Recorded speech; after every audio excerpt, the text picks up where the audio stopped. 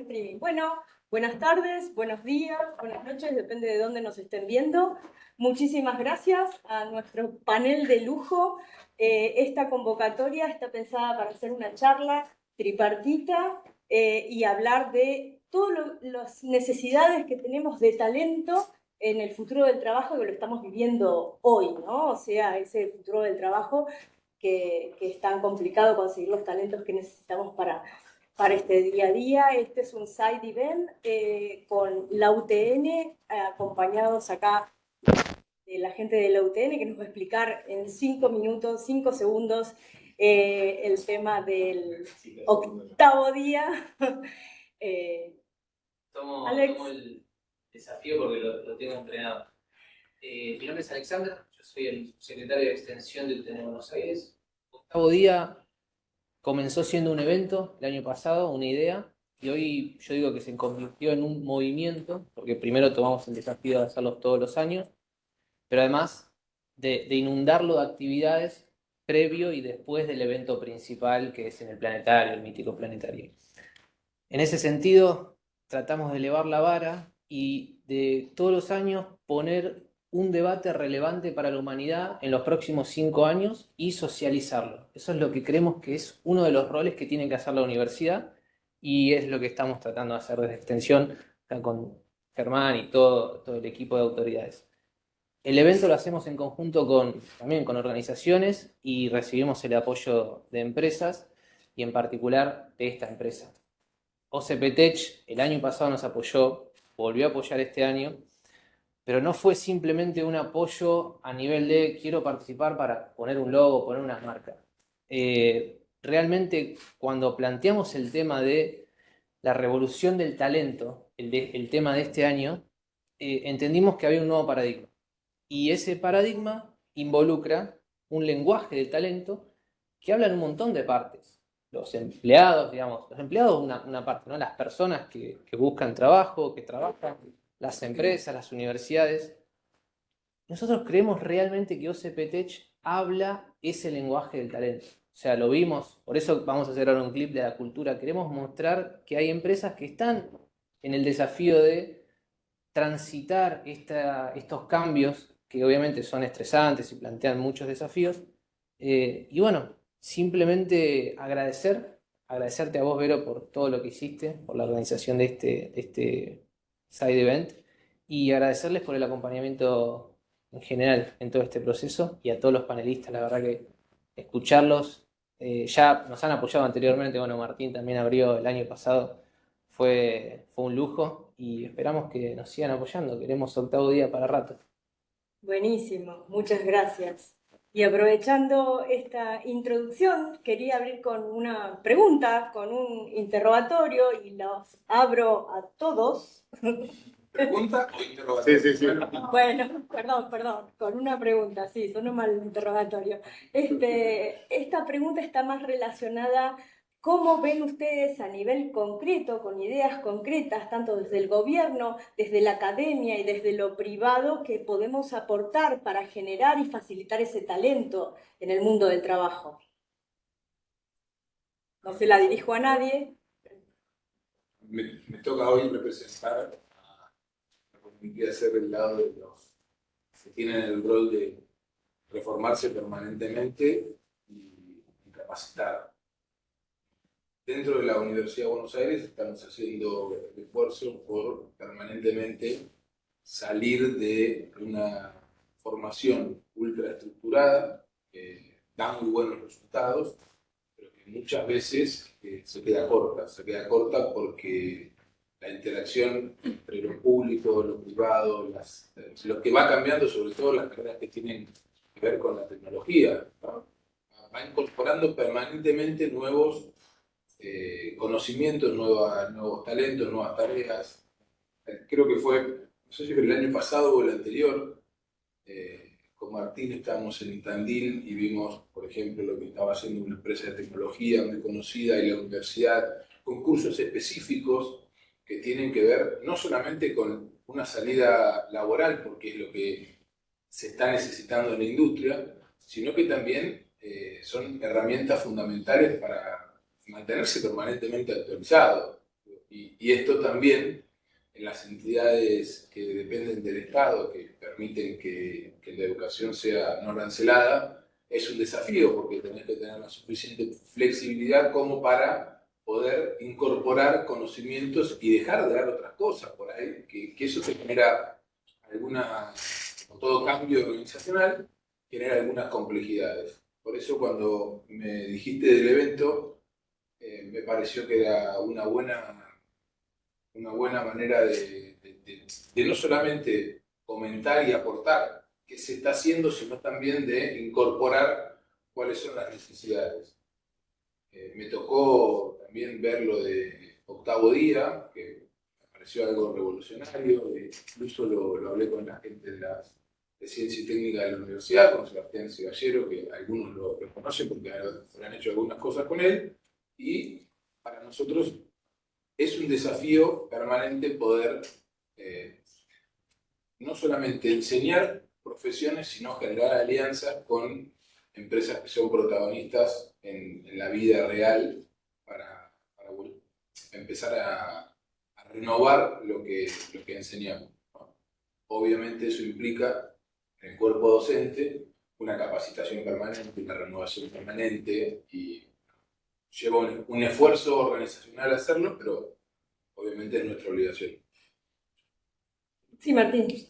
Quizás después digo otra cosa, pero me quería sumar a lo que dijo recién Jaco. Primero, felicitaciones por este evento y por Octavo Día, porque si uno tuviera que elegir cuáles son los 3 grandes temas, por lo menos, que uno aprecia que van a impactar en el mundo, uno tendría que elegir la inteligencia artificial, el cambio climático y la mutación de las democracias, producto de ciertas cosas hoy, ¿no? Entonces, me parece que abordan uno de los grandes temas que van a impactar mucho más rápido y exponencialmente, mucho más rápido de lo que, antes de lo que creemos y con una magnitud sustancialmente superior a lo que muchos prevén.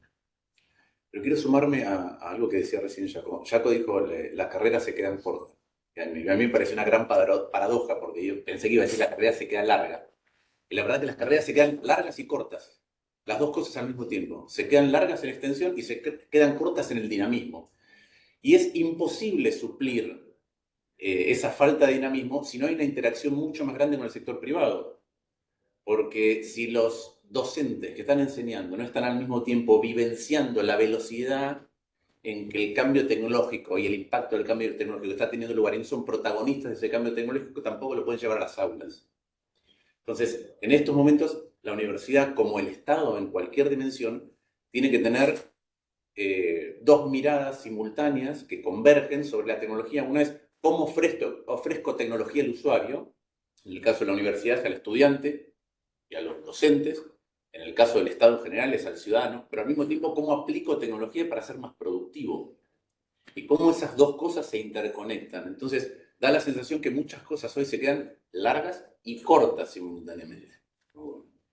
Y para sumar este trabajo con las instituciones, desde el gobierno de la ciudad, como director general de emprendedores, es buscar esos talentos y entender la macro, y para eso necesitan las instituciones, como bien dijo Emiliano y Martín, potenciar ese ecosistema emprendedor que ya venimos trabajando, pero hace mucho, en el 2018, con el fenómeno de las startups, digo específicamente para hablar de eso, y lanzamos un programa llamado Conectando Talento Tech, en lo cual, bueno, estuvimos con la UTN que nos han facilitado a conectarnos y esa búsqueda de talento.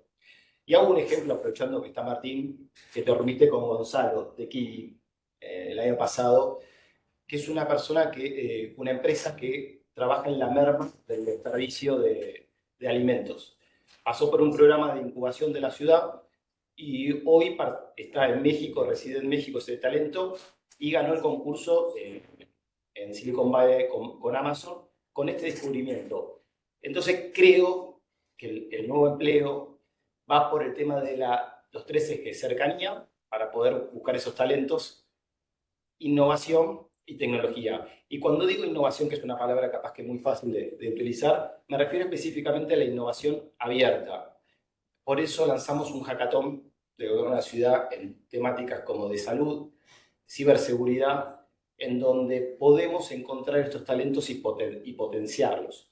La innovación abierta o un hackathon o ideatón es justamente es la convergencia de las ideas, donde uno concluye con estas ideas, trabajas con distintas instituciones, ONG, empresas, startups, individuos que tengan una idea, convergemos y podemos trabajar. Obviamente no es un encuentro, son 3 encuentros en distintos meses para llevar a un documento que obviamente favorezca a la sociedad civil. Buenísimo. Luis, desde lo privado.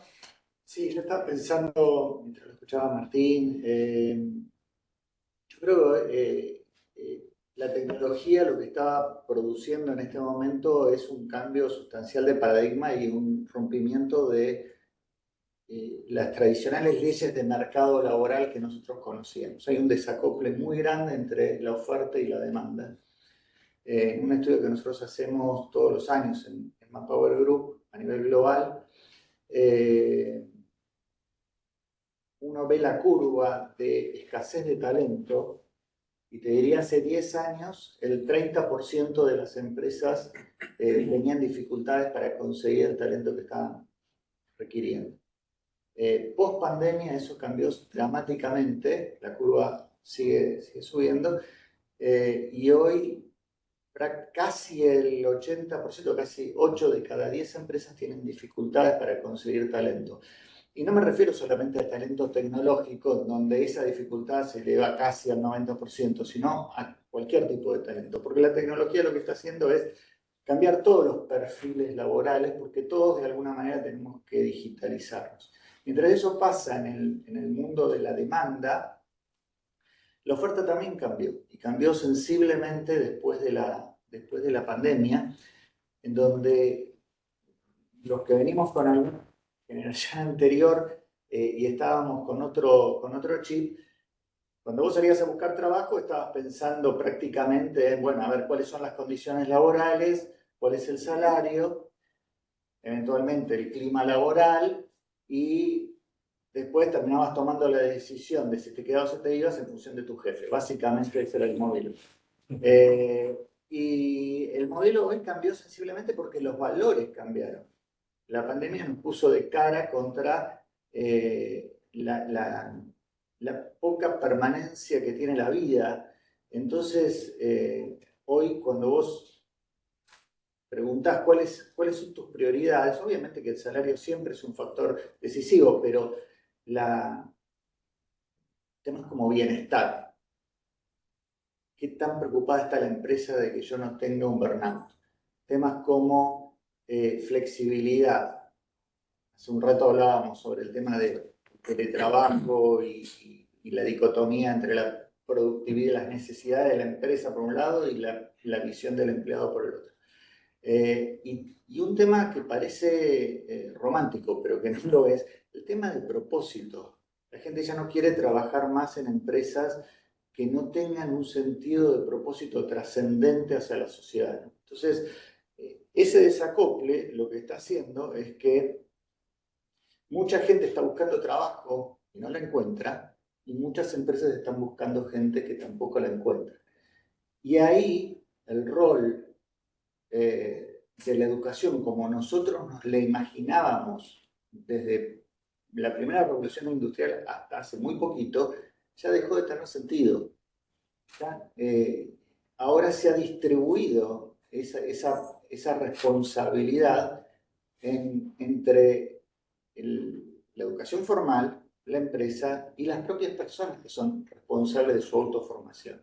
Y ese es el gran desafío que tenemos de políticas públicas para ver cómo hacemos jugar estos tres aspectos. Buenísimo. Es el lifelong learning, ¿no? Que necesitamos ahora y que nos encontramos que empieza nuestra carrera profesional y tenemos que seguir estudiando después de recibirnos de la facultad toda la vida, básicamente. Te agrego un concepto, porque lo cubrieron ampliamente, que me parece súper importante. Hoy los jóvenes demandan ese propósito que vos estabas diciendo, ¿no? Antes, a veces uno habla de la visión, la misión de la compañía en el largo plazo. Hoy los chicos se sientan, lo hemos vivido con algunas cámaras con las que tenemos interacción, vienen los jóvenes, hablan con nosotros y lo primero que te dicen es, flexibilidad, propósito y entendimiento. Y bien atado con el modelo anterior que hacíamos referencia, quizá cuando la mayoría de nosotros comenzó a trabajar, era muy, muy distinto y mucho más rígido. El mundo cambió, las tecnologías cambiaron y la innovación permite que eso se haga mucho más rápido. Sobre todo que cambien los ciclos de vida de la forma de comportarse o de buscar trabajo. Me parece que es súper, súper importante abarcarlo así y está muy bueno cómo lo encararon. Está muy bueno. Gracias. Y a mí me dispara otra pregunta, el tema de las habilidades blandas, ¿no? Que nos encontramos también a lo largo de nuestras necesidades laborales y que muchas veces desde la universidad, desde formalmente la educación, no son temáticas que se encaran. ¿Ustedes están viendo algún foco de trabajar más habilidades blandas u otro tipo de temáticas dentro de las aulas, dentro de la parte académica? Mira, el gran desafío que tenemos nosotros es incorporar, que incluye la pregunta, incorporar a la vida universitaria, a la UTN también le debe pasar, a un claustro que solía pasar desapercibido. Y ahora que todo cambia tanto, es fundamental, que es el claustro de los graduados. Siempre en la vida universitaria vos tenés dos claustros que son los más importantes, el de estudiantes y el de profesores, ¿no? Pero en realidad, si uno se pone a pensar, el más grande de todas las universidades y el que más tiene que aportar es el claustro de los graduados. Y es el que habla de vos, es tu Claro. producción final.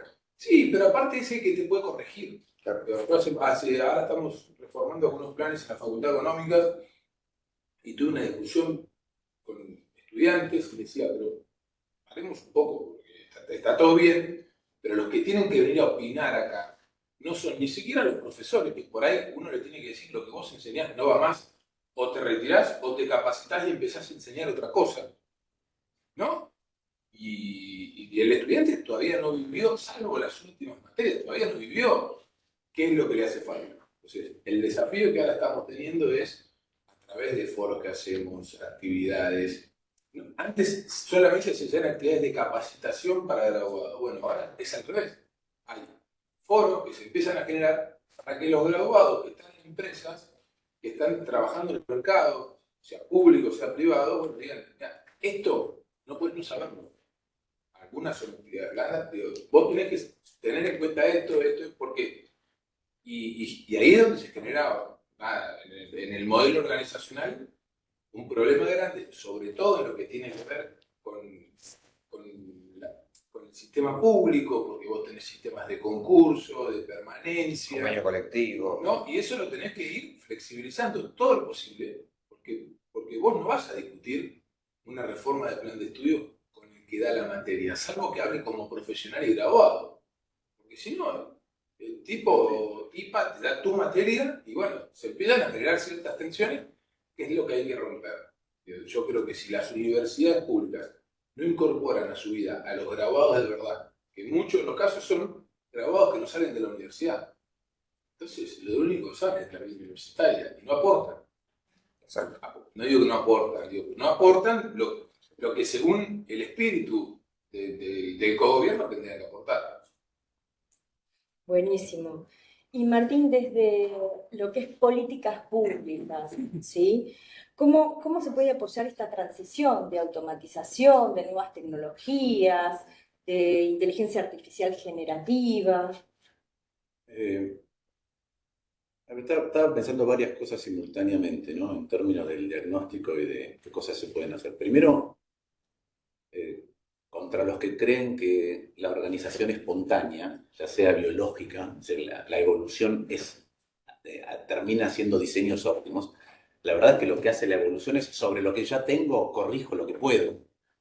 Entonces, todos los procesos de desarrollo trabajan sobre la base que ya tienen y lo que se va agregando.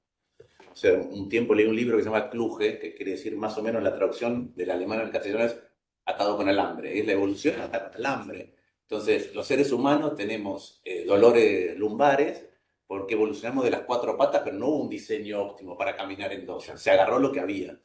Entonces, en la medida que el Estado no entienda eso y no siente bases lo suficientemente significativas tener flexibilidad para ir abordando las tecnologías que también se acumulan, es muy difícil después darle lugar al aumento de productividad. Y lo mismo vale para el cambio tecnológico, ¿no? En el 87 solo decía, las computadoras se ven en todos lados, menos en las estadísticas. Y la verdad que tardaron un tiempo. Y por ahí la productividad del celular también, hasta que ahora con la inteligencia artificial vos vas a tener un asistente hiperóptimo todo el día al lado tuyo. Ahora, antes por ahí no se veía, entonces esos cambios generan un salto, una suerte de escala logarítmica en el cambio de productividad o en las posibilidades que existen. Ahora, si vos antes no tendiste buena fibra óptica, si vos yendo a las... yo tengo una suerte de debate o de reticencia a tratar de complementar en estadios tardíos lo que no diste en una buena educación primaria y secundaria. Porque cuando vas a las ferias de empleo de la ciudad y ves que las empresas les cuesta tomar, básicamente te dicen, le falta capacidad comunicativa y pensamiento lógico. Básicamente le falta lengua y matemática. Entonces, si no arrancamos mucho más temprano, después solamente le vas a poder inculcar las capacidades blandas que hacen falta a un sector muy pequeño. ¿A cuál? Al que tiene capacidad cognitiva y de absorción. Y vos inclusive, y hay una empresa de la Ciudad de Buenos Aires que se llama Argusta, inclusive vos podés tener modelos de inteligencia artificial que vayan testeando quién tiene capacidad cognitiva a pesar de que no tengan pergaminos, o sea, que no tengan títulos. Pero siempre vas a poder ir a un solo sector. Entonces, la verdad es que me parece que lo primero que hay que hacer es cambiar la educación desde abajo para arriba. Es imposible. Si vos no invertís bien en primera infancia, y los chicos llegan a la primaria con muchas diferencias, ¿sí? Porque lo que más explica el desempeño educativo en la Argentina es el estrato socioeconómico al que pertenecen los chicos. Entonces, si vos no corregís a tiempo, incentivando mucho más lengua y matemática, después ya el que no aprendió eso en la primaria no puede estudiar casi nada. Y entonces lo que tenemos es un mercado laboral partido. El mercado laboral partido genera un problema adicional, que es cierto, ¿por qué desde hace tiempo no solo se compite en el mundo con los bienes materiales, sino que a partir de la digitalización competís con los servicios? Entonces, indirecta y directamente estás compitiendo por todo. Si tenés una economía que compite por todo y vos no sos un adoptante de tecnología rápido, te vas a quedar afuera de la carrera. Entonces, las empresas que compiten están obligadas a adoptar tecnología. Obligadas a adoptar tecnología. La pregunta es, y es la diferencia o el mismatch entre la oferta y la demanda, ¿qué hizo el Estado para generar suficiente oferta para esa necesidad de adoptar tecnología? Y si no lo haces, lo que vas a tener es una sociedad dicotomizada y pérdida de oportunidad inclusive en los sectores a los que le va bien, porque decís, che, me falta mano de obra, pero por otro lado estás dejando afuera del mercado un sector cada vez más grande. Y ese es un problema de organización social. Y ahí voy a otra cosa, que es, ¿cuál es el problema que yo veo, si quieren, recurrente a partir de esto en el Estado? Que es que cuando los sectores son abiertos y no sindicalizados, vos estás obligado a adoptar tecnología, porque tenés que competir con el de afuera y no tenés resistencia interna. Cuando sos un sector que parece que no compite y está sindicalizado, sos un adoptante de tecnología muy demorado. El Estado, ¿sí? La concepción que tenemos del Estado es que no compite con otros estados y está sindicalizado. Entonces es un adoptante de tecnología tardío. Y la verdad que ahí hay empresas que trabajan no solo en el sector privado, sino en el sector público. Ustedes son un ejemplo de cómo mejora la productividad. Pero yo creo que hay que romper esta concepción básica de pensar que el Estado no compite contra otros estados. Todo el tiempo adentro del costo de los bienes y servicios que producimos está el Estado. Y nosotros tenemos que entender que nuestro Estado está compitiendo igual que las empresas. Si no entendemos eso, no vamos a poder dar los pasos necesarios para brindar la plataforma que se requiere en el mercado laboral y en el mercado de las empresas. Tal cual. El tema de talento está muy relacionado también con el tema de diversidad, ¿cierto? Porque el talento, buscando talento, uno encuentra opiniones distintas, talentos distintos y diversidad distinta. ¿Cómo manejan en Manpower el tema de la diversidad? Bueno, a ver, el tema de la diversidad tiene dos caras, ¿no? Yo creo que tiene como una doble cara y es la connotación que todos solemos agregarle a determinadas palabras. Y hoy es muy fashion hablar de diversidad. Todo el mundo habla de diversidad y si no hablas de diversidad medio que te quedás atrás. Ahora, el gran problema que tiene la diversidad es que cuando vemos la diversidad desde un punto de vista, si querés, productivo, de innovación, económico, lo atractivo que tiene la diversidad básicamente se basa en dos grandes problemas. El primero lo mencioné antes, la escasez de talento. Hoy no te podés dar el lujo de prescindir de ningún talento y por eso tenés que abrir tu mente hacia talentos que son más diversos. Pero el segundo y el más importante es que la diversidad está demostrado científicamente que equipos diversos generan productos o servicios mucho más innovadores, mucho más eficientes que cuando todos piensan de la misma manera. Ahora, ¿cuál es el gran problema? Que al volverse una palabra tan fashion, los que gestionan el talento suelen rápidamente volcarse, cuando hablan de diversidad, a dos grandes temas. Por un lado, prácticas o programas. Entonces, sobre todo las empresas que vienen así como un influjo americano, ¿no? Entonces todos queremos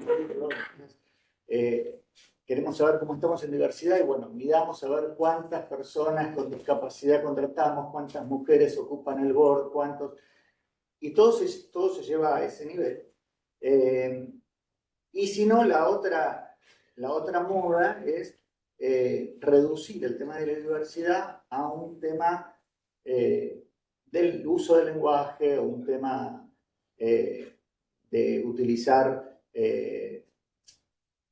frases políticamente correctas, lenguaje inclusivo, etcétera, etcétera. Ahora, la diversidad para que funcione desde el punto de vista de innovación requiere de que las personas puedan exponer desde su propio lugar, desde su propia manera de pensar, desde su propia cultura, desde su propio arraigo. Ahora, nosotros generalmente estamos más tiempo con nuestros compañeros de laburo que con nuestra familia. Y eso genera una necesidad de pertenencia muy importante. Cuando vos tenés una necesidad de pertenencia muy importante a un sector, a una empresa, a un grupo de trabajo, y la cultura de ese grupo de trabajo es una cultura muy rígida, lo que va a ocurrir es que tus aspectos públicos, lo que el resto de la gente ve, cada vez se empieza a reducir más. Es como un iceberg que se va hundiendo, ¿no? Entonces, al final del día, cumpliste con los programas y tenés gente de distintas universidades, gente con discapacidad, etcétera, etcétera, pero al final del día, si no hiciste una verdadera transformación de la organización, te encontrás con que todos están cortados por la misma tijera y todos piensan de la misma manera porque nadie se atreve a contar su propia mirada respecto de un problema. Y ese es el gran desafío que tienen las organizaciones, transformar la cultura para que la cultura sea inclusiva y diversa, no tanto el programa en sí. ¿Cómo trabajamos acá el tema de cultura? Bueno, mira, parafraseando un poco, si querés, o repitiendo alguna frase que se le atribuye a Peter Drucker, uno podría decir, la cultura se come la estrategia en el desayuno. La verdad que es, diría, uno de los aspectos más relevantes que hay para no solo la continuidad, sino el crecimiento de las organizaciones. Porque la cultura habla de cómo se viven los valores, cuáles son esos valores, el alineamiento de la gente con esos valores, la diversidad y la inclusión, como también. Y me parece que es fundamental trabajar eso, como decía, no solo por programas, sino vivirlos. Lo más importante de los valores es vivirlos, porque se ponen a prueba justamente cuando se desafían. Si no, los valores escritos en una pared son muy fáciles de cumplir, porque no los estás implementando nunca. Y acá creo que en OCP, particularmente, este dinamismo, esta flexibilidad y este mercado al que pertenecemos y elegimos estar, constantemente nos desafía a evaluarnos y a corregir cuando es necesario las actitudes, pero sobre todo contemplar con real diversidad los distintos perfiles que hay para tomar las distintas decisiones. Así que yo creo que estamos bastante sólidos en ese sentido y creo que estamos en el camino correcto de la igualdad, la inclusión y la diversidad. Y siempre buscando talento, ¿no? Siempre buscando no quise ni siquiera agregarlo porque no me acuerdo el número exacto, pero hay entre 50 y 100.000 puestos de trabajo en el mercado de Haití no cubiertos. Es un número muy importante para el privado y para el Estado. Es por eso que tenemos que atacarlos entre todos y coincido absolutamente lo que dijeron. Es algo que uno solo no lo va a poder lograr y va a poder satisfacer la demanda, así que hay que trabajar. Como hablamos al principio, esto del futuro del trabajo, y el futuro del trabajo es hoy realmente, porque estamos viviéndolo en el día a día, ¿no? ¿Cómo influirán las tendencias globales, la automatización en la región? ¿Cómo lo ven? No solo en la Argentina. Si quieren arranco. Antes hablaba de la evolución, ¿sí? Del progreso, y el progreso de vuelta es acumulativo. Entonces, un montón de libros que explican o que cuentan la historia de la humanidad, puede ser Sapiens, el de Harari, o Armas, Gérmenes y Acero de Jared Diamond. Una ventaja inicial se transforma en una ventaja acumulativa muchas veces.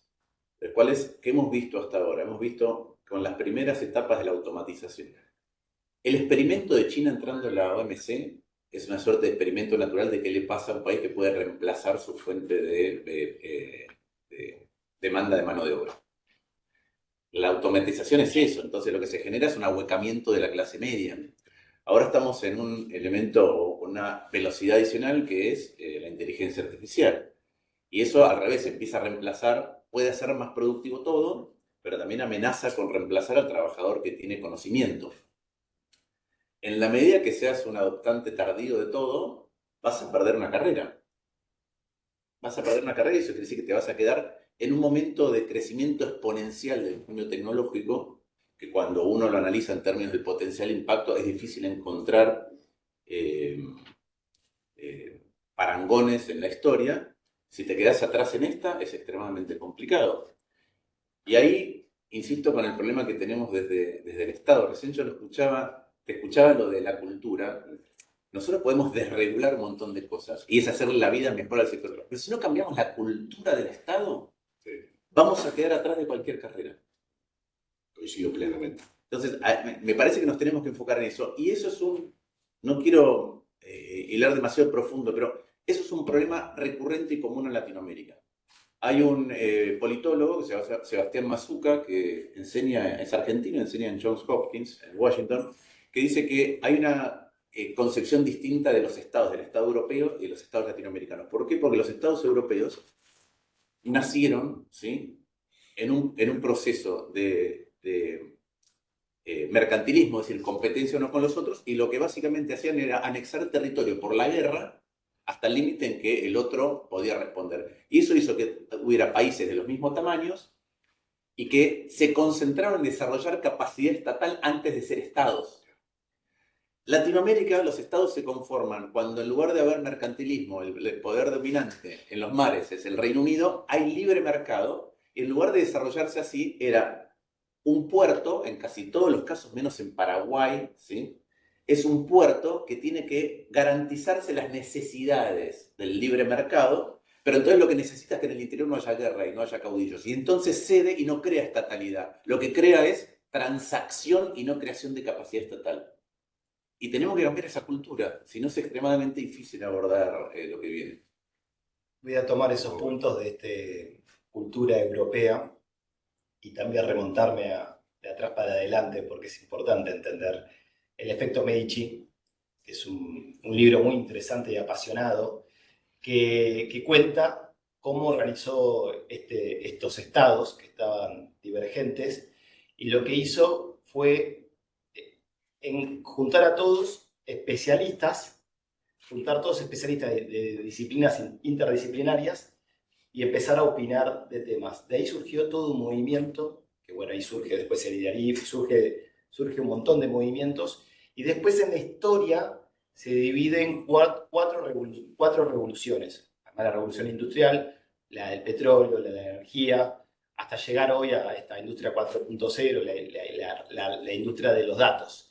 Y ahí cuando hablamos de inteligencia artificial, como decía Martín, es un asistente que está ahí para complementar. Así también está la robótica industrial, que obviamente termina siendo un aliado para el privado para facilitar una tarea que antes estaba mal regulada. Entonces, cuando ingreso a estos cambios de paradigma, también tomo lo que necesita la sociedad. Cuando asumí como director general, me junté con todas las escuelas de la SECTE, con las que brindan cursos asincrónicos. Les pregunté qué están pidiendo. Obviamente me contaron el paradigma de la pandemia que tuvieron 200 colaboradores y hoy están, obviamente la merma bajó y la necesidad de la presencialidad, lo que estábamos hablando, el teletrabajo. Pero me quiero quedar con el concepto de lo que me dijeron y de las habilidades blandas. El World Forum Economic, tercero, los cursos, tercero está liderazgo. ¿Saben dónde está programación? Puesto número 20. Puesto número 20. Donde salimos todos bueno, vamos a estudiar Python, vamos a estudiar una tecnología, o sea, volvemos, si quieres esto que vamos para adelante, volvemos a la necesidad, y esto es lo que dice la sociedad, liderazgo. Y por eso nosotros tenemos una plataforma de academia en donde realmente trabajamos en on demand, desde un reel de TikTok a fotoproducto hasta un plan de negocios, es divergente y tratamos de que nos piden. Y tomando y recuperando lo que decías de los datos, se anotan 2.500 personas por mes, tanto presencial como asincrónico, y trabajamos en esa transformación de comunicar la habilidad blanda. Y ayer lanzamos un programa, Incubate, con 100 emprendedores, donde estas ideas que siempre charlamos, que debe pasar también en las instituciones, y ese es mi concepto y esta opinión personal, 1% de idea, 99% de acción. Perfecto. A mí me gustaría retomar el tema de cultura que mencionaron ustedes dos, porque mientras los escuchaba me acordé de un profesor que tuve en la facultad, que ahora tiene su consultora en Londres, y él decía que en definitiva la cultura se explica por el conjunto de conversaciones que tiene un grupo humano. Cuando uno escucha de qué hablan las personas, entiende la cultura. Y esto también es aplicable a una sociedad, ¿no? Y al Estado. Entonces, en un momento de cambio de paradigma, como mencionabas vos fíjate el desacople que hay entre lo que está pasando en la agenda de gobierno, en la agenda de políticas públicas, y lo que está pasando en el mundo empresario y lo que le pasa a si hay algo que ha transformado o que está transformando de manera acelerada las habilidades requeridas, es la inteligencia artificial. Vos pensás qué necesitas para operar una inteligencia artificial, te vas a dar cuenta que son todas habilidades blandas, habilidades las más humanas necesarias. Necesitas poder comunicarte bien usando el lenguaje natural. Parece una pavada, pero yo creo que el mejor ejercicio de liderazgo que podemos hacer en todas las empresas es enseñarle a prontear a nuestra gente. Porque ahí te das cuenta de cómo nosotros estamos llenos de supuestos y le pedimos a la gente cosas que la gente después no hace lo que nosotros queremos, y es porque nosotros no las sabemos pedir bien. Y la inteligencia artificial es implacable en ese sentido, porque te pone de cara con esas debilidades. Ahora, el otro aspecto tiene que ver con cómo generamos conocimiento dentro de las organizaciones. Y el conocimiento se genera forzosamente de manera colectiva. Ahora, cuando nosotros vemos los paradigmas, desde hace 100 años, nuestra educación, y coincido plenamente con vos, Martín, que hay ciertas habilidades blandas que si no se atacan desde la educación temprana es muy difícil después abordarlas. Ahora, desde la primaria, el secundario, la universidad, cuando nosotros vemos cuál es el momento de la verdad de un estudiante, es un momento de extrema individualidad. Es el momento donde nosotros estudiamos y donde nosotros rendimos y nos ponen una nota y sinceramente nos importa 3 belines cómo le fue al resto. Con ese mindset, el sistema educativo lanza al mercado a jóvenes que cuando van a su primer día de trabajo en su onboarding, en su inducción, les dicen, bueno, nosotros acá valoramos mucho el trabajo en equipo. Entonces, el problema está en que esa adopción temprana que necesitamos hacer como sociedad requiere de un cambio de agenda, un cambio de conversación, que está, yo creo, en Latinoamérica muy lejos todavía.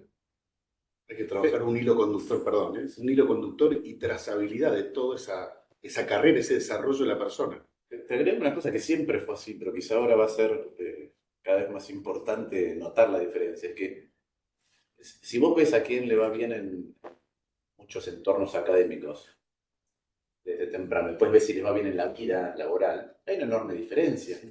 ¿Por qué? Porque cuando te evalúan en una universidad o en una escuela, a vos te evalúa primero alguien que sabe más que vos, siempre, de una cosa específica, te toma solamente eso, y vos tenés que aprender eso y ser evaluado por alguien que sabe más que vos. Cuando vas al mundo laboral, muchas veces eso no pasa porque el que te tiene que evaluar o el que te mandó a hacer una tarea no sabe todo lo que podés hacer o no podés hacer, o cómo lo encaraste o no, y es mucho más amplio.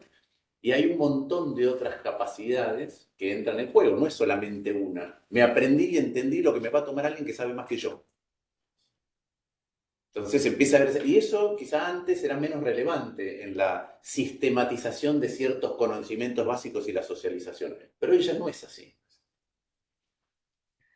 ¿Cómo podemos colaborar los privados con el Estado y con la academia para aumentar la empleabilidad? Como lo decía antes, acercándose, participando, acercándonos cuáles son los desafíos que ustedes ven. Muchas veces las empresas recapacitan a las personas una vez que entran a las empresas. Para nosotros es importante eso hacerlo mientras la persona se está capacitando, ¿no? Poder tener un feedback del sector empleador de cuáles son las cosas que ustedes ven que son necesidades. Y con respecto, recién no interrumpí porque me pareció muy interesante lo que estaban diciendo. También creo que la incorporación de tecnología es algo nuevo, como toda cosa nueva. Uno no sabe las contingencias que va a tener. Justo vengo de San Francisco y me sorprendía por los Uber que no tienen nadie que los maneje. Digo, no, después me puse a hacer muchas de las cosas que implicaban eso. Digo, creo que nosotros tenemos que, o que eran necesarias para que eso pase. Digo, evidentemente se va a generar un cambio, pero que, bueno, lo hablábamos antes cuando estábamos en la mesa, cómo ya se veían cuáles eran las desventajas del trabajo descentralizado. Creo que también son procesos que uno tiene que estudiar permanentemente y no pensar que solamente van a aportar cosas positivas. De hecho, en la enseñanza no pasa. Si vos ves el rendimiento de alguien que estudia, bueno, ni hablar de igualdad de oportunidades, ¿no? Es lo mismo estudiar a través de la virtualidad para alguien que tiene la comodidad de estar en su habitación, que nadie lo interrumpa, que alguien que no la tiene, o la conectividad, sobre todo en nuestro país, pero los resultados no son los mismos por las contingencias que existen, y creo que es un proceso que va a haber que observarlo muy de cerca, y si no hay una interacción entre la parte empleadora y la formación pública, vas a tener un problema que no tenga empleo, que no tenga un buen empleo de calidad. Es como que cada vez va a ser mayor la brecha y va a ser difícil salir después. Sí, se generan otros analfabetos, ¿no? Los analfabetos tecnológicos con menos posibilidades a nivel técnico de conectividad es importante. En el talento también vemos como problema el tema de los límites y las fronteras, ¿no? A veces tenemos esta capacidad de conectarnos con otros países por medio de la tecnología y nos roban talento que tal vez necesitamos acá, y es interesante ver un poco también desde el gobierno, un poco qué podemos hacer como para poder minimizar eso y poder trabajar ese talento para que se queden acá. Sí, muchas veces, a ver, se quedan acá trabajando por afuera. No Claro. hace falta que se vayan. Digo, ya el efecto, la incorporación de la tecnología hace que la globalización sea extrema. Creo que es inevitable. El otro día, hablando con una persona que trabajaba, bueno, ya en Estados Unidos hay empresas, puede haber en otra parte del mundo, yo las conozco, que a su personal lo obligan a estar en cierto lugar y no moverse de ahí, porque si no es como que tenés personal trabajando en todas partes del mundo. Bueno, a medida que vaya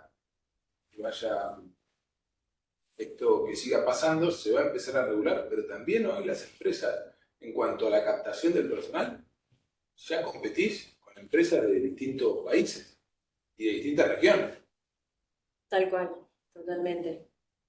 A mí me gustaría abrir el tema de preguntas, la gente que nos está escuchando, si alguno tiene alguna pregunta que quiera hacer alguno de los panelistas.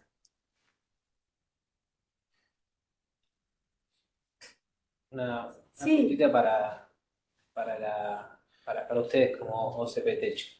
Creo que hay un tema que está alrededor de este desafío del nuevo paradigma de talento, que es la transición generacional. Que hay formas distintas de ver la vida, la felicidad misma, el bienestar se concibe distinto. Y a veces, digamos, son necesarias todas las transiciones. Hay un dato que es de Deloitte que dice que para el 2025 el 75% de la fuerza laboral va a ser millennial y centennial. ¿Cómo hacen? Primero vos. Va a ser millennial y centennial, sí, pero hay otra realidad que tenemos y estamos trabajando todo el tiempo, que en las organizaciones y por esta extensión de la vida tenemos como 5 generaciones trabajando juntas, ¿no? Tenemos la gente que ya se está por jubilar, tenemos empleados, gente que ya se jubiló, y tenemos los que salen de la secundaria y empiezan a trabajar. Amalgamar las generaciones es trabajar también un poco el tema de flexibilidad y diversidad y respeto en la opinión de cada uno, porque cada uno desde su generación te puede enseñar muchísimas cosas. En OCP trabajamos mucho conceptos de humildad, por más que uno tenga títulos y haya tenido una carrera de años, o sea, siempre podés aprender cosas nuevas, siempre podés preguntarle a alguien. Es muy valioso la opinión de absolutamente todo, desde la gente de recepción, la gente que nos ayuda a limpiar, la gente que tiene títulos, certificaciones, que son ingenieros, másters. Es sumamente interesante respetar todas esas opiniones y buscar talento diverso con esa mirada, ¿no? Y con esa escucha. Lo trabajamos desde ahí. ¿Me dejas agregar algo más que creo que puede aportar, que es la creatividad viene de cualquier persona o de todas las personas en distintas formas? Distintos problemas se resuelven de distintas formas, y la diversidad en los tipos de personas y en las generaciones hacen que los problemas se encaren de forma diferente. En Ocipitec en particular tenemos de todos los rangos y estamos orgullosos de eso. Lo utilizamos como una herramienta para poder buscar las mejores respuestas a los problemas o los desafíos más que problemas que tenemos, y encaramos todos los días con nuestros clientes. Ahí es donde vemos la inclusión, en la creatividad, en la flexibilidad, pero sobre todo en la apertura, como hablaba inicialmente, de mente sobre cómo encarar los temas. Y ahí la edad juega un rol espectacular. Y trabajar mucho en culturas que aprenden, que estamos siempre aprendiendo cosas nuevas, ¿no? Y siempre buscando no castigar al error. El que se equivoca realmente no lo hace a propósito, siempre tiene una oportunidad de corregirlo, de aprender de ese error. Y con esta cultura de aprendizaje continuo, muchas veces trabajamos el tema del conocimiento compartido, conocimiento en lugares colaborativos para que todos tengan la posibilidad de tener acceso a las capacitaciones, acceso a las charlas, acceso a toda la información, que tienen áreas que tal vez son muy técnicas y tal vez son muy específicas, pero al abrir la información y al estar abierto a aprender cosas nuevas todo el tiempo te da esa mirada y esa mirada de respeto hacia el otro y hace que la tecnología sea mucho más humana. O sea, trabajamos mucho en esa mirada, ¿no? Que es lo que nos diferencia de la tecnología en sí. Y algo muy vivido que tenemos acá adentro, perdón, ¿no? Pero tiraron del violín, está bueno. Es ese esquema de 3H que trabajamos y que has desarrollado vos, que me parece que está buenísimo, ¿no? Las 3Hs trabajamos 3 conceptos de H, ¿no? La humildad, bueno, con esto que les comenté, la humanidad, trabajando la empatía, el respeto, la diversidad, las formas de hablar, dar gracias, pedir disculpas, ese tipo de cosas básicas. Y el humor, que une las otras dos. El humor te da la posibilidad de ver un problema y ver el vaso mitad vacío, mitad lleno, o sea, ver y buscar alternativas creativas y no poner un juicio de valor en cualquier idea que surja como para solucionar un problema. Desde el humor nos humanizamos muchísimo más y bueno, esa es un poco la base de nuestra filosofía y de nuestra cultura organizacional que estamos construyendo ya hace varios años. Y que nos obliga a correr nuestros límites, ¿no? Todo el tiempo. Después les voy a dar una idea para una actividad. Sí. En mi casa, cuando éramos chicos, mi padre nos hacía jugar un juego que se llama El Educado, que es un juego de cartas, donde si no sos educado, perdés. Y en la ansiedad, siempre perdés la forma. Buenísimo. Me quedé pensando en una cosa que me parece sumamente interesante que dijiste que no está suficientemente trabajada. Y es el debate del sistema educativo, el debate argentino del siglo XIX, que puso a la Argentina en otro lugar, era la educación es prioridad para todos esos prohombres de la Argentina, pero después había un debate entre Alberdi y Sarmiento. Sarmiento quería una formación socializante y en materia de cultura compartida, que es lo que decías antes, y Alberdi quería el saber hacer, ¿sí? Y por eso los inmigrantes iban a aportar un saber hacer. No tenemos definido, hay una idea de, nosotros hablamos de programación, pero el punto de cuando la inteligencia artificial, hoy tenemos estos aparatitos que son la irrupción tecnológica con mayor difusión en el tiempo más breve del mundo, y hasta hace poco nos preguntábamos para qué era, pero ahora viene la capa de la inteligencia artificial. Entonces, lo que va a pasar es que cada uno de nosotros va a poder hacer mejor lo que hace. Y la pregunta es, para poder aprovechar en la verdadera magnitud, hacer mejor lo que ya haces o lo que podrías hacer, ¿cuáles son las habilidades? Y el tema de, tenés que saber preguntar, tenés que saber dar una instrucción. Pero eso es un tema que creo que cuando hablamos todo el tiempo de programación ya nos estamos quedando una capa o un estadio tarde. De la misma, y hoy me parece que como el cambio va a ser tan grande, así como vos antes citabas a Drucker, ¿no? El libro de los 80, creo que es de Alvin Toffler, La Tercera Ola, que no hace falta que nos industrialicemos porque podemos pasar los servicios. Acá si nos perdemos esto, existe la posibilidad de quedar muy, pero muy detrás. Muy de acuerdo. Totalmente. Sí, a mí tomando lo que acabas de decir y lo que decía Vero, me parece muy interesante. Hay dos habilidades que normalmente de las que normalmente en las empresas y en general no se suele hablar mucho. Una es la inteligencia. Inteligencia, entendida, no la inteligencia. El coeficiente intelectual. El coeficiente intelectual, es que tu capacidad para poder asociar dos conceptos que están completamente disociados y encontrar patrones comunes que otro no lo puede ver. Entonces, eso normalmente en las empresas no se suele evaluar, no se suele tener en cuenta a la hora de contratar y tampoco es algo que se desarrolla demasiado dentro del sistema educativo. A ver, ¿cómo haces para tener un pensamiento crítico que te ayude a juntar A con B? Ahora, el problema es que la excesiva inteligencia te lleva a la arrogancia. Cuando vos te das cuenta que sos mucho más inteligente que los demás, te lleva a la arrogancia y un exceso de seguridad que hace que vos pensés que la única solución es la que vos tenés. Con lo cual, la única manera de tener equipos equilibrados es tener equipos con gente muy inteligente, pero que al mismo tiempo sea muy humilde y que pueda escuchar la palabra del otro. Con lo cual me pareció fantástica la idea esta de tener humildad como parte de la columna vertebral de una cultura organizacional, ¿no? Gracias. Y un concepto que me gusta de vos, Luis, que lo escuché en alguna otra charla, es la templanza también. Sí. La templanza Argentina como en particular. habilidad en las A mí me gusta culturas ser disruptivo, organizacionales. políticamente incorrecto. En la pandemia se puso muy de moda el término resiliencia, ¿no? Sí. Resiliencia es la capacidad de que vos te doblás, pero no te rompes y volvés al punto de partida.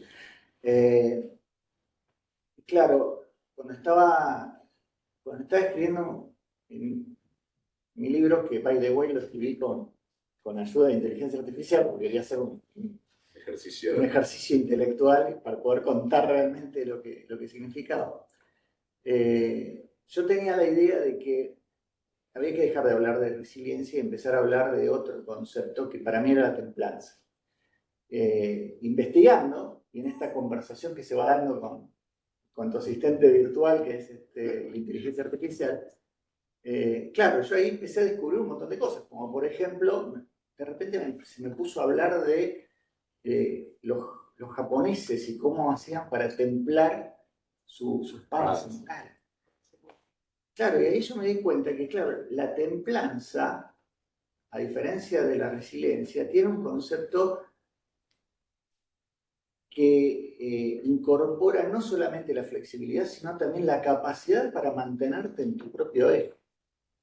Y además, otra cosa que me pareció fantástica es que vos para templar un metal son componentes distintos que a través de un proceso muy traumático los unís para formar algo mejor.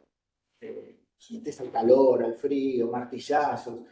Entonces, muchas veces nosotros solemos pensar en la experiencia laboral de la gente, ¿no? Bueno, a ver, ¿en dónde trabajaste? Contame, qué hiciste, qué sé yo.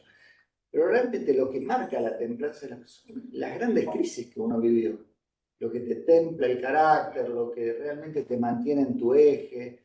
Entonces, si vos me preguntás a mí, y mirá, si yo tengo que ir a una guerra, prefiero ir con una espada samurái y no con un flota-flota, ¿viste?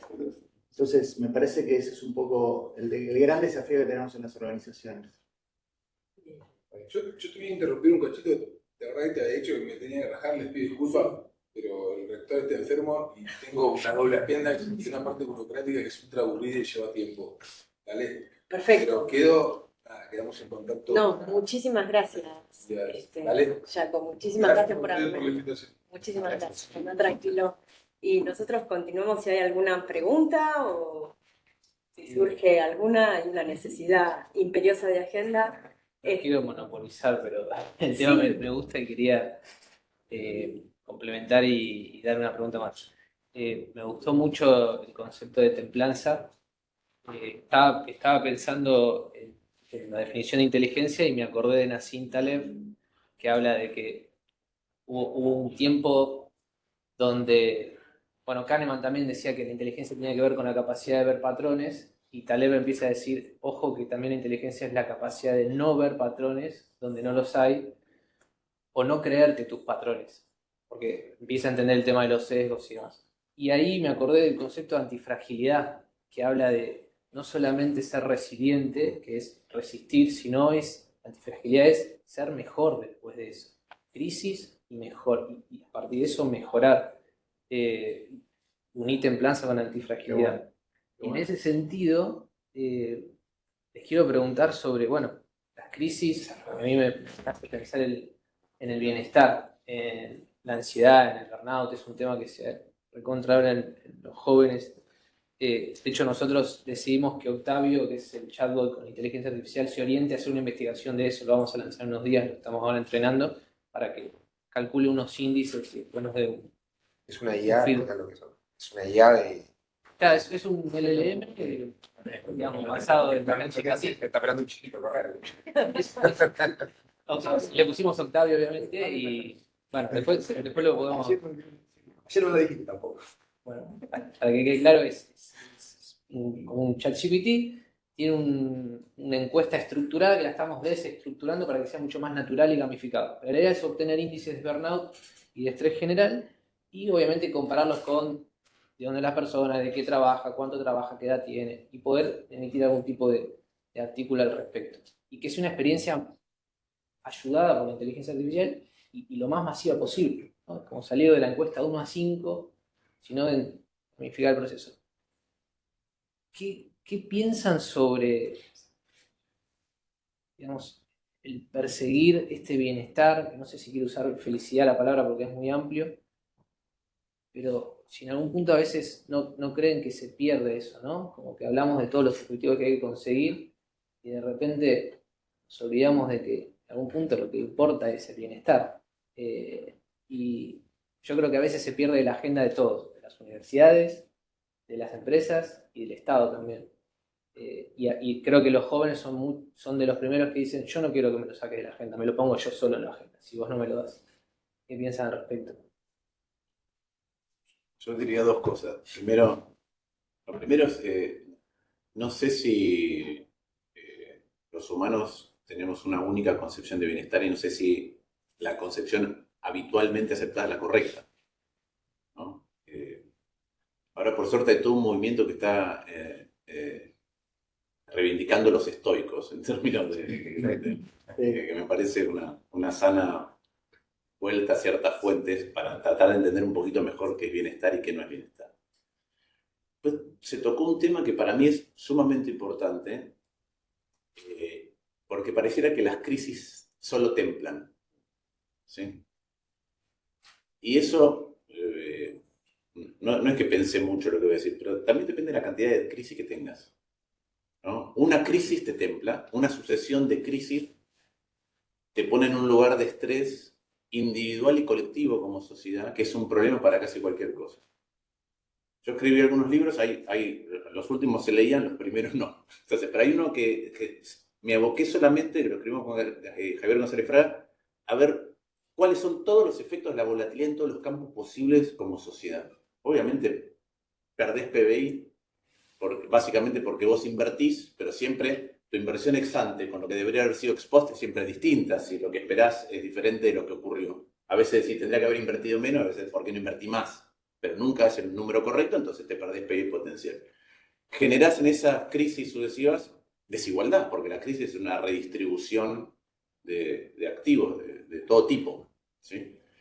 Generás por ende pisos de pobreza también más altos, creces menos y distribuís peor, entonces generás más pobreza.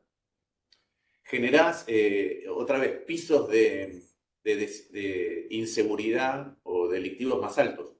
Una vez que alguien ya pagó el costo de pasar a la ilegalidad, ya pasó un espacio que, o saltó una zanja de la cual ya pagó un costo muy alto. Entonces, generás, siempre hablamos de eslabonamientos productivos, pero si la cadena siempre se corta por lo más débil, entonces yo me tengo que confiar a mi proveedor y mi proveedor tiene una crisis y me afecta a mí, entonces prefiero armarlo distinto. Entonces te reconfigura todo. Pero para mí lo más grave que reconfigura, o lo más complejo, es que reconfigura nuestra propensión a colaborar con el otro. Porque si las crisis sucesivas en el fondo son como un espejo empañado del futuro, no puedo ver lo que pasa más allá, no puedo hacer un acuerdo. Y eso vale para la planificación de una organización, para un Estado o para una sociedad. Entonces, hay algo que se llama, el presidente le encanta hablar del dilema del prisionero, ¿no?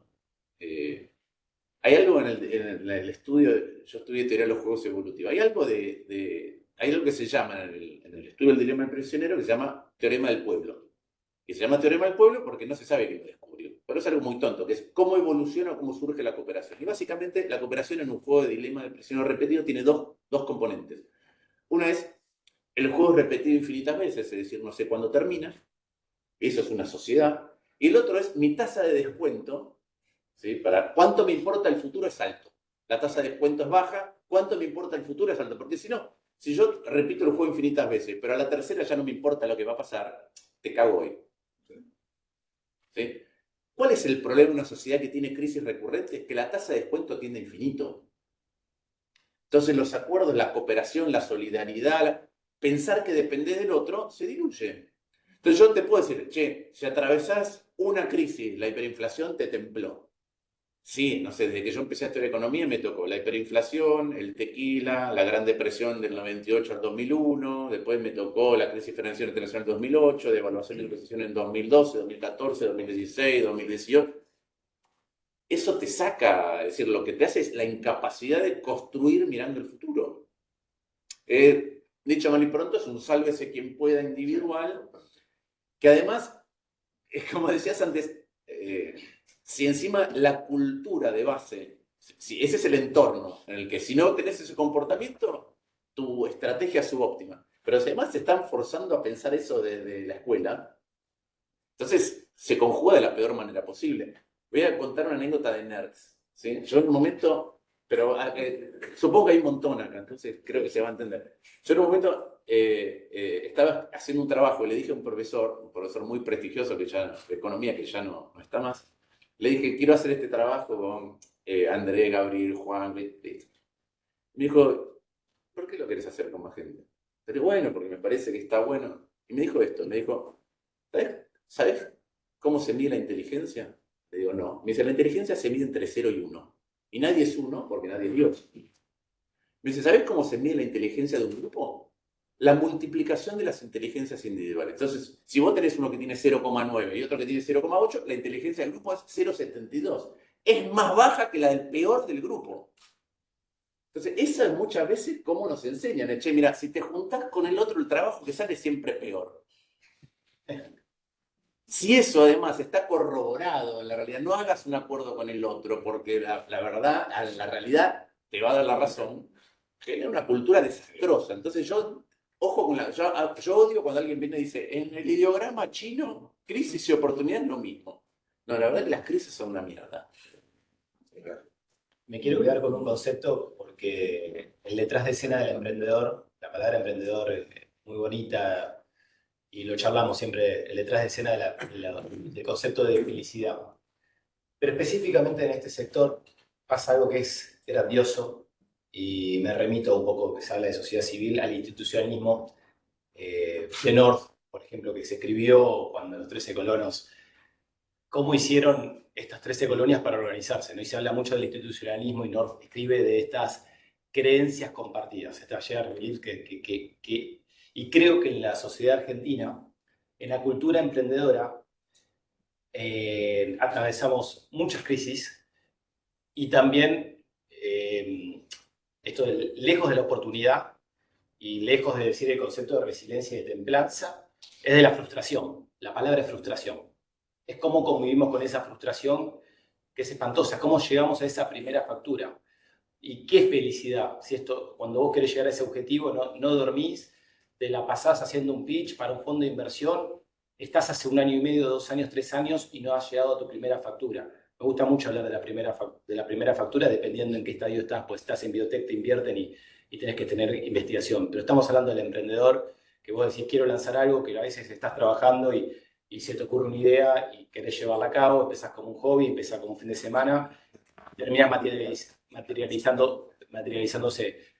Lo que te quiero decir, que también lo hablo con los emprendedores, que para que es cada uno felicidad, lejos estoy de descansar y poner mucho foco para que las cosas pasen, y hay familia y perdés un montón de valores, que hay justamente está la creencia compartida donde uno es familia y realmente no la pasas bien.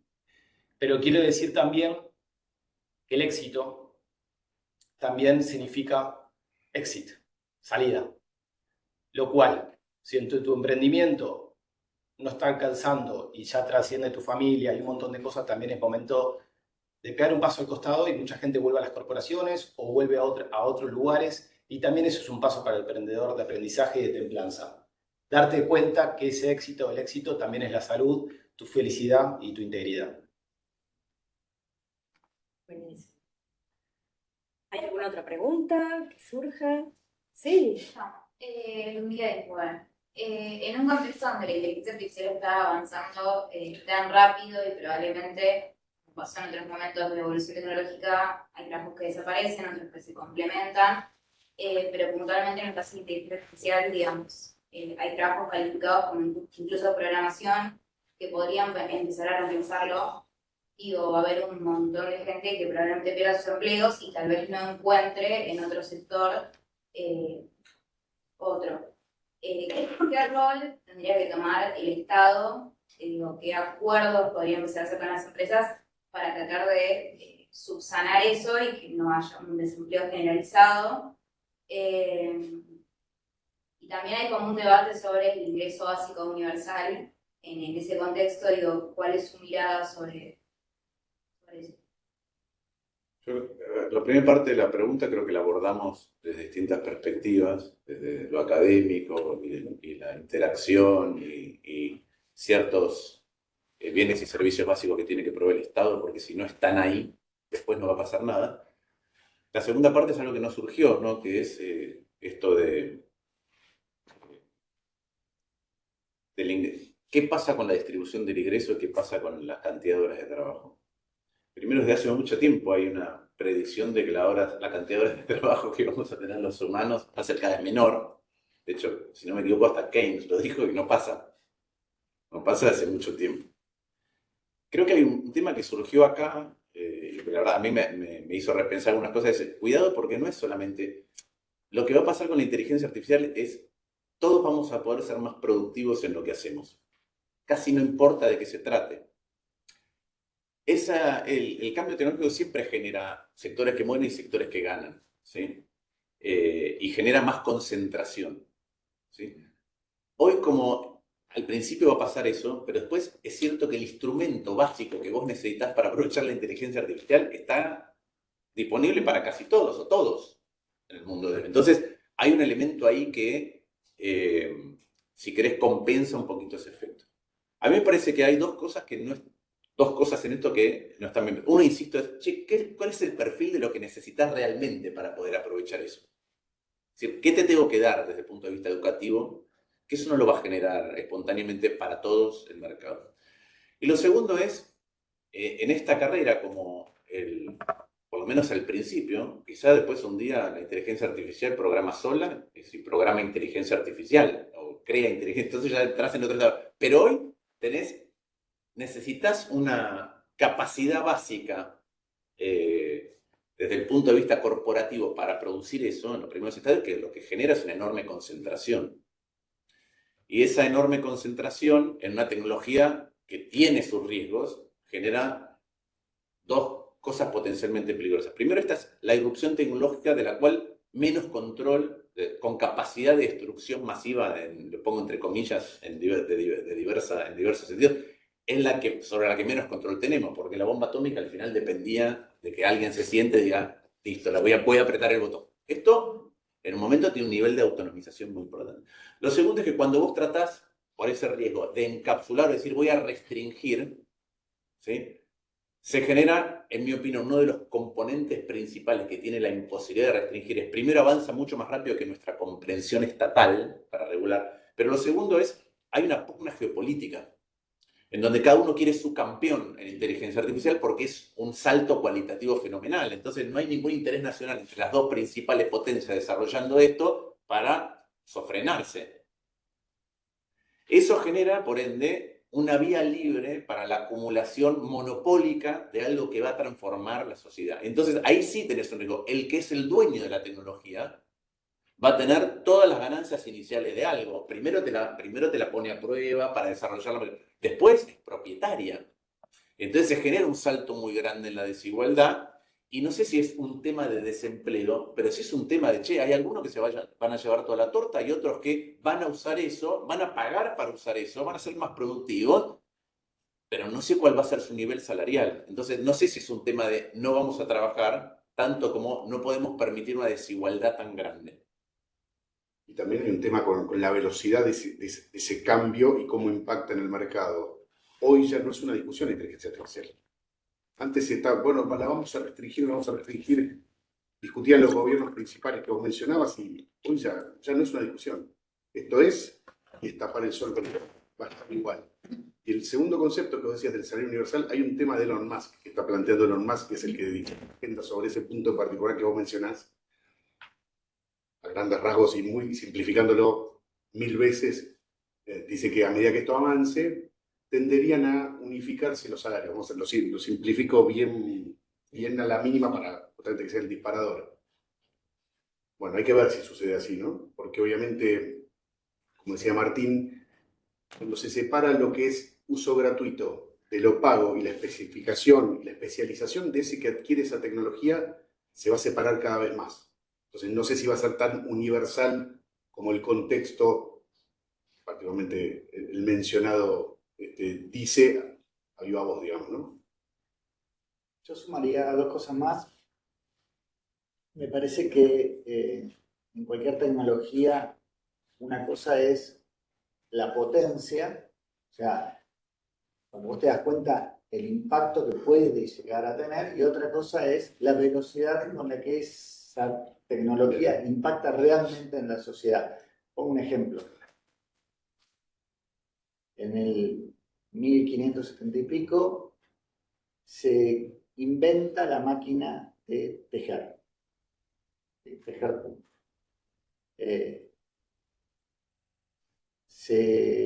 Se presenta para patentarlo, la reina Isabel I dice, de ninguna manera vamos a patentar esto porque todas las hilanderas de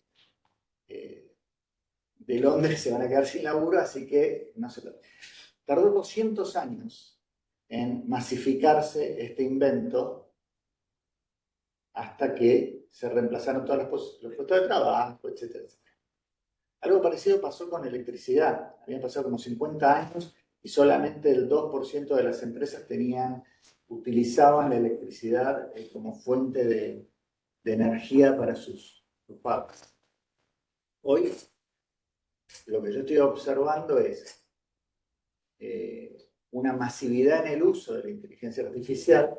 El 90% de las empresas con alguna iniciativa, pero una gran mayoría de dirigentes de empresas en el mundo diciendo es muy caro y yo todavía no estoy viendo los resultados en términos de productividad. Con lo cual, yo creo que no está escrito el futuro todavía, no sabemos cómo va a evolucionar. Que va a tener un impacto no nos cabe a nadie le cabe duda, pero cómo va a ser ese impacto no lo sabemos.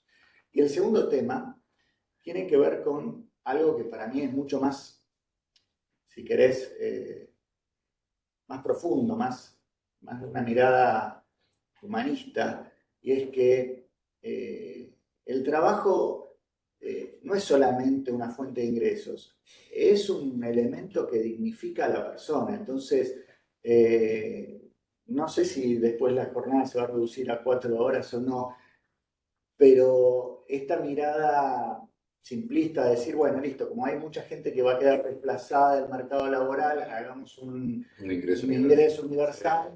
Simplificación. Y no sé, no estoy tan seguro de que esa sea la solución, justamente porque le estás quitando algo que a la persona le da dignidad. Entonces, creo que es un debate mucho más profundo. Y ahí también el sector privado tiene mucha responsabilidad en generar capacitaciones y hacer un upskilling, un reskilling de todo el talento que tiene, justamente para que no se pierda ese talento dentro de las compañías, se aprendan cosas nuevas, se reinventen las posiciones y acompañen también a toda esta innovación y todo este cambio, ¿no? O sea, no únicamente tirarle responsabilidad tanto al Estado como a la academia, sino compartir esa responsabilidad desde lo privado y influir en las capacitaciones y en la gestión del conocimiento para que toda esa masa de gente no quede fuera del mercado, sino que ayudar a transformarlos. ¿Sí? ¿Hay alguna otra pregunta? Sí. ¿Cómo estás? Martín, comentaste que en las crisis es un sálvese quien pueda. Yo te pregunto si es, pero más a nivel nacional, ¿no? Porque por ejemplo la seguridad del argentino es que minimizamos todo, ¿no? A la gente grande cuando hablas de una crisis te dice, bueno, otra crisis más, y no la asusta tanto, ¿no? Y por ahí con eso de la cultura como estrategia, yo creo que a nivel más extremos, cuando sí está en riesgo, cosas más importantes, el instinto de supervivencia animal es trabajar como sociedad. Entonces te pregunto si crees que es un tal vez quien pueda, porque minimizamos el impacto de una crisis a nivel nacional, como que no nos da tanto miedo porque total pasamos tantas, o que realmente es un sesgo egoísta que tenemos que sabemos que es muy grave y bueno, es una decisión individual salvarse. Volviendo al punto de que la cultura es la conversación, es lo que se va construyendo colectivamente, eso es indisociable del entorno. Entonces, se construye una cultura cortoplacista. No es que el argentino tiene un ADN cortoplacista, porque el argentino lo exportás a otro lugar y deja de tener un ADN cortoplacista. Acá es imposible, si no sos cortoplacista, es imposible sobrevivir, ¿no? Ustedes son jóvenes. Hace mucho tiempo había una tira de humor, ¿sí?, de la revista Humor, en donde traían a un japonés de Sancho a la Argentina, ¿sí? Y cuando volvía a Japón tenía todos los vicios argentinos, porque no puede sobrevivir si no los adquiere. Pero me parece que ocurre eso. Yo lo que digo es que en todo el proceso nosotros subestimamos lo costoso que fue colectivamente el 2001. Cuando uno mira el proceso 98-2001 por Argentina, entró en recesión en el octubre del 98 y no salió hasta mayo del 2002, ¿sí? Todas las cifras y toda la destrucción del andamiaje institucional es muy parecida a la Gran Depresión americana, ¿sí? Rompimiento de contratos, alza de la pobreza, alza de desempleo. Nosotros tuvimos 56% de pobreza, 21% de desempleo. No tenemos magnitud de eso. Una vez vi un trabajo sobre el impacto de la crisis 2001 que no era muy distinto en el bombardeo permanente en tu cabeza de lo que era estar en guerra o en zona de guerra. Entonces, a eso me refiero, que si vos tenés una cultura que tiene una crisis grave cada 10 años y tiene crisis cada 2 o cada 5, hay algo en donde el estrés te genera mayor capacidad de supervivencia, pero no mayor capacidad de florecimiento. Entonces, porque tu cabeza se va para otro lugar.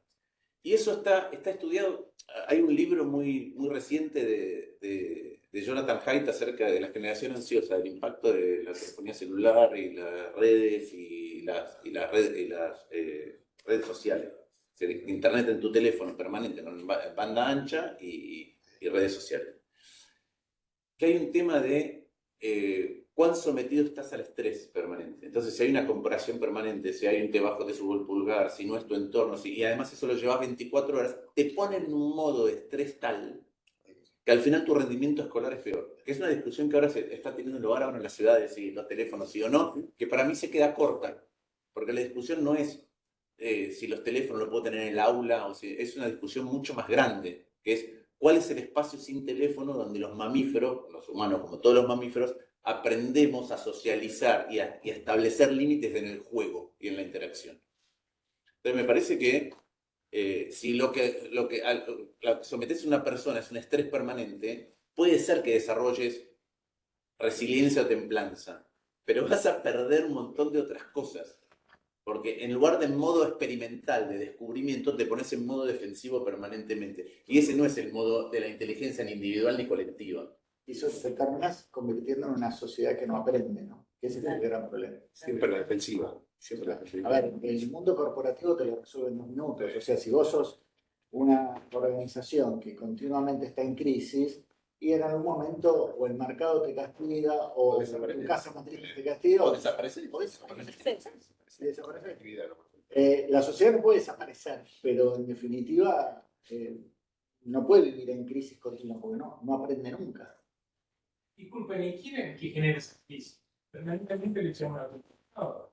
Algo más tiene que ver, algo tiene que fallar más en nuestra sociedad por la cual vivimos siempre de la misma forma, tanto el Estado como la parte privada. Sí, yo creo que a ver, yo creo que el Estado es un componente más afectado por la crisis. Entonces, es un problema de cultura dirigencial, ¿sí?, que a su vez está retroalimentada por las crisis. No me pongo de acuerdo con el otro porque otra vez estoy viendo qué saco hoy. Entonces hay un problema de retroalimentación de eso, que a menos que abramos los ojos acerca de eso, que eso está pasando y nos sentemos en un lugar, es muy complejo. Y ahí va lo del aprendizaje. Te pone en un modo defensivo en lugar de un modo experimental y aprendizaje. Yo creo que ese es un componente particularmente pernicioso, que además genera en la sociedad otro tema, que es vivir de crisis en crisis, degrada, ¿sí?, todos dormimos en cama acá, el colchón se va venciendo. Los colchones que tiene la sociedad argentina a medida que pasa la crisis se van afinando, entonces los golpes se sienten más. ¿Sí? Se va afinando el colchón productivo, se va afinando el colchón de la capacidad estatal, se va afinando el colchón de la cultura que compartimos. Entonces los conflictos se resuelven cada vez con más violencia, se va afinando el colchón educativo. O sea, entonces tenés ese problema. Pero yo creo que es un problema colectivo de la dirigencia, agravado porque la sucesión de crisis te pone en esa dinámica. Pues dirigencia a nivel Todo. parte privada y la parte pública. Todo. La contención te da eso. Todo. Mira, te lo llevo al mundo empresario porque a mí me gusta mucho ver qué pasa en una empresa, porque es un grupo humano chiquito que de alguna manera puede ser un reflejo de lo que pasa en la sociedad, ¿no? Hoy el gran problema que tiene la tecnología es que a las empresas les cuesta un Perú, salvo que sea Nativo Digital, que es una empresa que nació como empresa digital, les cuesta un montón incorporar la tecnología. El gran problema de la tecnología y de la transformación digital es la palabra digital, donde todos pensamos que es un problema de los fierros, del software, y es un problema humano. ¿Cómo hago para adoptar la tecnología? En general, las organizaciones que atraviesan por esos problemas suelen pegarse el palo una y otra vez, y cada vez le aplican un diagnóstico distinto. Entonces o es un problema del organigrama, o es un problema de la comunicación, o es un problema de que hay que capacitar mejor, o es un problema... Y en general, la mayoría de las veces tiene mucho que ver con la capacidad que tiene el líder para ejercer poder y alinear un montón de voluntades que están dispersas detrás de un mismo objetivo. Pero nos cuesta mucho hablar, sobre todo en el mundo empresarial, de poder y de la herramienta para construir el poder, que es la política, y entonces buscamos eufemismos, entonces buscamos líderes que tengan persuasión e influencia en vez de... Claro. Ahora, lo mismo pasa a nivel de sociedad, o sea, vivimos diagnosticando y muchas veces es esto, es el problema de una clase dirigencial que tiene muchas dificultades para lograr aunar las voluntades de toda la sociedad. Déjame ponerlo, me acordé de algo que me contó uno de los padres de la Constitución española. Porque nosotros siempre hablamos del Pacto de la Moncloa. ¿Sí? El Pacto de la Moncloa es una ficción, es decir, si acá nos peleamos, no es que nos mudamos a la sala de al lado y nos ponemos de acuerdo, sino vamos con otro estado mental. ¿Sí? Entonces dice, ¿qué fue lo que cambió?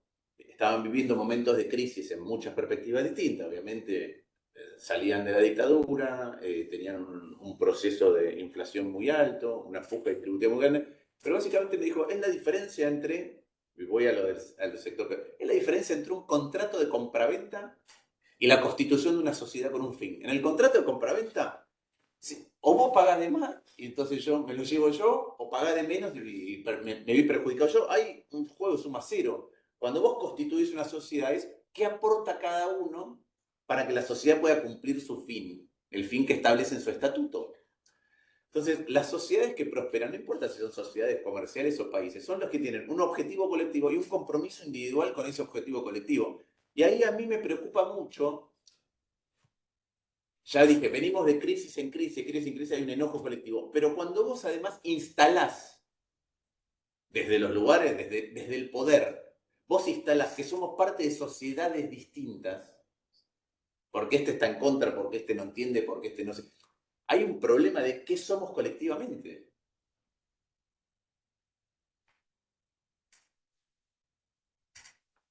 Buenísimo. Para respetar el horario y para, ¿no? Sí. Como para darle un cierre, me gustaría que cada uno de ustedes diga alguna frase para concluir un poco este panel. Bueno, no, yo más que nada agradezco muchísimo. Me parece que ha sido súper amena esta conversación, muy linda, muy linda. Es una charla de café súper interesante. Creo que el mundo de la tecnología nos deja muchos desafíos creo, hay un filósofo Cohen que decía, un sociólogo, se llamaba Cohen, en la década del 70 popularizó un término que se llamaba pánico moral. Es el pánico que tiene una sociedad o un extremado temor de la sociedad frente a algo que no conoce y que puede llegar a cambiar las reglas del juego de esa sociedad, ¿no? Entonces, el primer ejemplo de pánico moral es la imprenta. Bueno, nosotros ahora el libro lo tenemos como... Pero en aquel momento era, pará, como que la gente va a dejar de pensar, ahora todos van a tener acceso al libro. Es la masificación de un poder que antes detentaba otro. Bueno, entonces, y ni que hablar después cuando apareció el auto, cuando apareció internet, cuando apareció el celular, y ahora con la inteligencia artificial pasa un poco lo mismo. Entonces, muchos de esos temores no tienen que ver con datos objetivos, sino que tienen que ver con justamente eso, el temor de la sociedad. Creo que el gran desafío que tenemos nosotros es poder esclarecer realmente dónde sí tenemos que tener precaución, dónde sí tenemos que tener cuidado y dónde tenemos que ser lo suficientemente vivos como empresas, como sociedad y como personas para, como decía, ser adoptantes tempranos de una tecnología que nos dé una ventaja competitiva. Ya sea cuando vamos a buscar un laburo, cuando queremos triunfar como empresa, cuando queremos triunfar como país. Bien. Como joven emprendedor, la verdad que es muy ameno escuchar y capaz que uno con esa juventud y con esa impronta del hacer, ¿no? Estoy como a los emprendedores, todos estamos en el hacer y cuando escuchamos todas estas charlas de Marco, ¿no? Mucho Marco. Y quiero dar un cierre con algo que lo vivo a menudo todos los días, la micro. Que estaría bueno repensar un ecosistema con la simplicidad y la practicidad. Con respecto a la tecnología, y esto está con la cercanía de la tecnología para solucionar un tema, pero también con la simplicidad normativa de poder dar un paso más adelante. Y cuando estábamos comentando antes de este viaje a Estonia, y ellos cómo han simplificado todo su burocracia, y un poco lo que decías vos, la pregunta que hiciste me dejó reflexionando, creo que ahí está el camino en la simplicidad de poder hacer, obviamente con reglas y creencias compartidas y los valores, ¿no? Eso está. Pero digo, ese emprendedor, esa pyme, es poder dar ese paso y tener la simplicidad, sea Estado, sea ONG, sea cualquier individuo, de poder dar ese paso ágil para pasar a un siguiente nivel. A ver, dos reflexiones rápidas. Primero, a mí me gusta una analogía que me dio una vez un profesor, de que desarrollarse es como jugar al Scrabble. Por ahí ahora hace falta aclarar lo que es el Scrabble, pero... y me dijo, en esta puja del Estado versus el mercado, dice, desarrollarse sobre lo que hay, agregar valor. ¿Y por qué dice que es como el Scrabble? Porque dice, las vocales te dará el Estado y las consonantes te dará el sector privado. Entonces, si no te dan vocales, no vas a hacer ninguna palabra. Si te dan una sola vocal, vas a hacer muy pocas palabras. Si tenés todas consonantes malas, vas a hacer muy poco. Y la pregunta es cómo eso se distribuye a la mayor cantidad de gente posible, a todos los que están sentados en el juego del Scrabble. Entonces, es necesaria una suerte de coevolución del sector privado y del sector público. Esa es la primera reflexión, y no hay que minimizarlo del Estado porque es 40% del PBI, la educación, la salud, la infraestructura virtual o real, la cultura con la que interactuamos, las leyes que nos damos, la regulación. Entonces, si eso no está bien, no puede haber nada que funcione bien. Y si eso está mal repartido, si las vocales y las consonantes están mal repartidas en la sociedad, vamos a tener una sociedad desigual. Esa es la primera reflexión. La segunda es, hablábamos antes de la cultura de la conversación. Yo quería felicitarlos porque en el conversatorio producto de un tema, abordamos casi todo, la verdad, no sé qué cosa nos quedó sin abordar, ¿no? Imagínense, en el contexto cultural que describíamos antes, si esto se pudiera replicar a 48 millones, es decir, si esta conversación fuera un zumbido permanente, y necesitamos más de esto, porque si no, otra vez, a la pregunta de ¿por qué pasa esto?, no vamos a encontrar el estado de ánimo de lo instrumental para salir. Así que los felicito y muchas gracias. Gracias. Bueno, cubrieron también bastante de lo posible, pero digo, la conclusión para mí es entre todos. Es entre todos donde lo busquemos. Con más tecnología, menos tecnología, pero es considerando todas las partes, incluyendo todo el mundo, que de alguna forma se empuje hacia un objetivo común, que sea el bienestar, usaste la palabra que me gustó, o el bien común. Bueno, hay que ordenarse y trabajar en ese sentido. Creo que va por ahí y me encantó justamente lo que resaltaba recién Martínez, los distintos temas que se dispararon desde una etiqueta, ¿no? Y me pareció fabuloso, así que gracias a todos por compartirlo. Yo quería agradecer a cada uno de ustedes por el tiempo, la dedicación, el esfuerzo por venir, a OCPTech y a todos mis compañeros que lograron colaborativamente armar los monitores, la parte de ingeniería, la parte de marketing, las invitaciones, todo lo que es la comida, recepción, que me dice que no la nombre. Acá Quiero también es entre todos. agradecer entre todos justamente porque fue un ejercicio y una actividad que nos desafió, nos sacó de la zona de confort, nos sacó del día a día y nos ayudó a colaborar para lograr este conversatorio de muy alto nivel y un tema súper interesante.